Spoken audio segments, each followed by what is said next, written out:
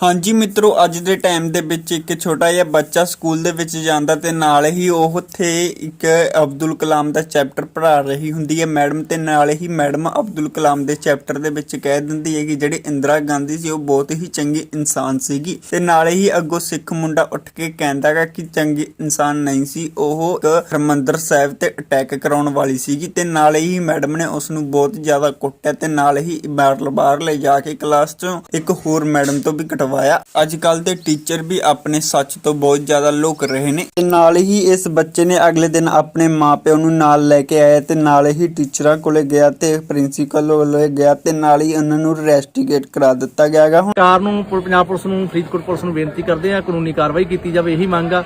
ਕਿਉਂਕਿ ਧੱਕੇ ਨਾਲ ਬੱਚਿਆਂ ਦੇ ਜਿਹੜਾ ਤਸ਼ੱਦਦ ਹੈ ਤਾਂ ਕਾਨੂੰਨ ਹੀ ਨਹੀਂ ਆਉਂਦਾ, ਕਿਸੇ ਬੱਚੇ ਤੇ ਤਸ਼ੱਦਦ ਢਾਇਆ ਜਾਵੇ। ਔਰ ਟੀਚਰ ਆ ਸਾਡੇ ਕੋਲ ਵੀਡੀਓ ਆ, ਮੰਨੇ ਵੀ ਆ ਵੀ ਮੈਂ ਇਸ ਬੱਚੇ ਨੂੰ ਕੁੱਟਿਆ। ਇਹ ਬੱਚਾ ਵਾਹਿਗੁਰੂ ਜੀ ਕਾ ਖਾਲਸਾ।